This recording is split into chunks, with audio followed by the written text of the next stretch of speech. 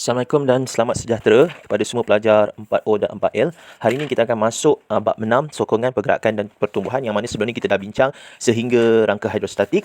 Dan hari ini kita akan sambung masih lagi dalam 61, iaitu sistem rangka manusia. Okey.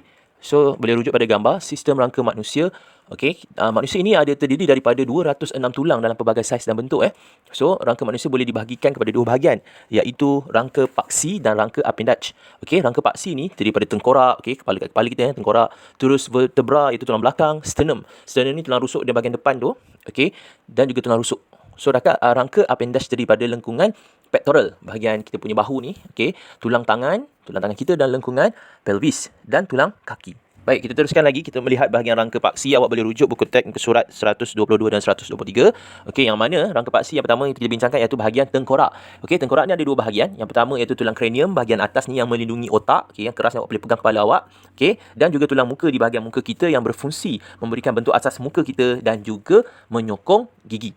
Baik, seterusnya masih lagi di bawah rangka paksi. Okey, yang seterusnya adalah bahagian turus vertebra. Okey, turus vertebra atau biasa kita panggil tulang belakang. Tulang belakang kita terdiri daripada 33 ruas tulang kecil atau vertebra. So, maksudnya ada bahagian-bahagian dia. Kalau kita tengok tebu tu ada ruaskan bahagian-bahagian. Macam tu tulang belakang ada bahagian-bahagian, ya. Ada 33 ruas. Okey, tulang-tulang yang bersambung ini akan membentuk satu turus yang kuat dan boleh melentur. Sebab tu kita boleh bergerak badan kita lentur. Kalau awak tengok gimnastik pun, ahli gimnastik boleh lentur badan, ya. Dan turus vertebra ini mempunyai satu fungsi yang amat penting, iaitu melindungi saraf tunjang. So, dalam tulang ni dia ada saraf tunjang ni. Saraf tunjang kita dah belajar, iaitu di bawah sistem saraf, iaitu sistem saraf pusat, iaitu otak dan saraf tunjang ini. Okey. Seterusnya adalah tulang rusuk dan tulang sternum, yang mana tulang rusuk ni terdiri daripada 12 pasang tulang rusuk yang bersendi dengan vertebra toraks di bahagian belakang kita. Yang kat belakang kita ni ada tulang belakang ataupun vertebra ni, dia bersendi dengan tulang rusuk ni. Tulang rusuk ni ada 12 pasang. Maksudnya kalau kita kira satu kiri dan kanan ni ada total 24 lah. Okey, berpasangan jadi 12 pasang. So, 7 pasang tulang rusuk ni bersendi dengan sternum secara terus. Okey, ada 7 pasang, dia combine ataupun dia bersendi dengan tulang sternum kat bahagian depan. Okey, dan 3 tulang rusuk lagi yang bersambung secara tidak langsung oleh rawan. Okey, dia bersambung dengan rawan lah. 2 pasang lagi yang terakhir dia tergantung bebas. Okey, so sternum dan tulang rusuk berfungsi untuk melindungi organ utama, iaitu jantung dan peparu. Baik, kita teruskan lagi dengan melihat rangka appendage. Kita tahu ada rangka paksi dan ada rangka appendage dalam sistem rangka manusia. So, rangka appendage bahagian yang pertama kita tengok adalah lengkungan pectoral. Okey, kalau sebut pectoral ni awak ingat dia bahagian bahu lah, bahagian bahu.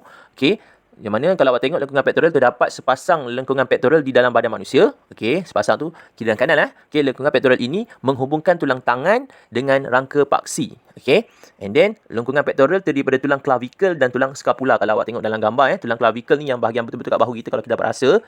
Okey, scapula ni kalau dia kat bahagian belakang. Kalau awak dapat rasa kat belakang badan kita, di bahagian bahu juga, bahagian belakang ni tulang scapula. Okey, seterusnya kita tengok tulang tangan pula, ya. Okey, tulang tangan di bawah rangka appendage juga, yang mana tulang tangan terdiri daripada humerus, radius, ulna, carpus, metacarpus dan falang. So, awak boleh tengok dalam gambar mana bahagiannya. Okey, kita tengok yang pertama humerus ni daripada tulang bahu kita tu, okey, sampai ke lengan kita. Tu nampak humerus, ya. Okey, and then humerus ni bersendi dengan radius dan ulna. So, radius ni tulang dekat lengan kita dalam arah ibu jari, ya. Kalau kita buat good ibu jari, tulang bahagian atas tu adalah radius. Okey, yang tulang bawah adalah ulna pada kita punya lengan. Okey, so radius ulna ni bersendi dengan tulang carpus yang membentuk pergelangan tangan. So, kalau awak tengok hujung kita punya dekat pergelangan tangan tu ada carpus. Okey, so tulang metacarpus pula membentuk tapak tangan. So, tapak tangan kita ni metacarpus. Dan falang ni membentuk jari-jari yang bersendi. Jari kita ni adalah falang lah. Okey. Okey, baik, seterusnya adalah lengkungan pelvis, yang mana lengkungan pelvis ni yang bahagian pinggang kita, punggung kita, pinggang kita ni, lengkungan pelvis ini bersendi dengan rangka paksi, dan lengkungan pelvis terbentuk daripada sepasang tulang punggung. So, lengkungan pelvis menyokong berat badan dan melindungi pundi kencing dan organ pembiakan. So, kalau kita tengok dekat bahagian pinggang kita ni, kalau kita dah berasa pinggang ke punggung, situ adalah lengkungan pelvis. Baik, seterusnya adalah tulang kaki. So, tulang kaki ni terdiri daripada femur, tibia, fibula, tarsus, metatarsus dan falang. So, awak boleh tengok dalam gambar dalam buku teks, okey, yang mana hujung tulang femur ni yang terbentuk berbulat sendi dengan lengkungan pelvis. Okey, yang mana femur ni dia tulang bahagian paha kita ni, paha kita daripada lengkungan pelvis ni sampai ke kita punya lutut. Situ femur. Okey, So, seterusnya hujung sebelah bawah femur bersendi dengan tulang tibia dan fibula. Okey, tibia dan fibula ni bahagian kita punya betis lah. Betis kita ada tibia dan fibula. Yang mana dia bersendi dekat bawah tu. Kat bawah tu kita ada tarsus. Okey, tarsus ni iaitu tulang pergelangan kaki kita. So, tulang tarsus ni pula bersendi dengan metatarsus. Metatarsus ni kita punya tulang kaki kita ni. Dan jari-jari kita ni pula adalah tulang phalanx lah. Okey. So, kalau kita berasa dekat kita punya lutut ni ada satu macam bulatan, itu dikenali sebagai patella. Baik, seterusnya kita cuba membandingkan kekuatan antara tulang yang padat dan tulang yang berongga. Seperti kita tahu, gajah ni dia besar, berat. Jadi dia mempunyai tulang yang besar, padat dan kuat. Kerana keseluruhan berat badannya kebanyakannya disokong. Memang keseluruhan berat badannya disokong oleh rangka dalam. Jadi dia perlu tulang yang besar dan padat serta kuat. Okey, di mana burung pula kalau kita tengok burung, dia perlukan tulang-tulang yang berongga. Berongga ni maksudnya dalam tulangnya ada ruang-ruang udara yang membantu burung untuk terbang.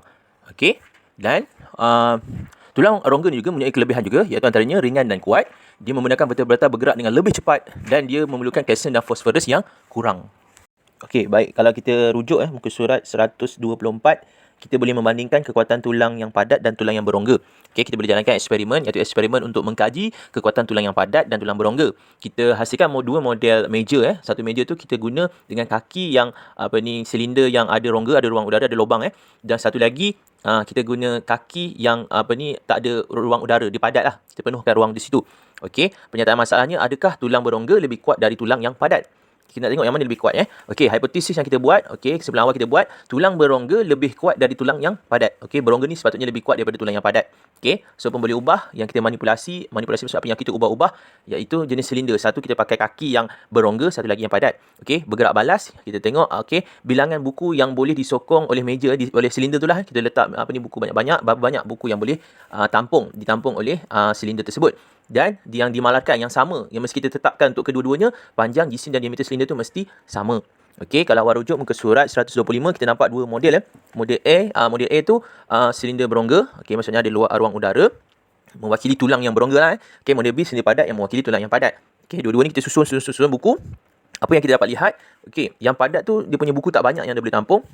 Okey, yang berongga tu lebih banyak berbanding daripada yang padat. Okey, jadi kesimpulannya kita boleh cakap yang berongga ni lebih kuatlah berbanding dengan tulang yang padat.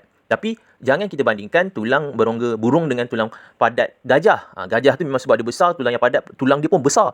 Ini kita bandingkan tulang dalam saiz yang sama, yang kecil lah. Yang kecil dengan kecil. Okey.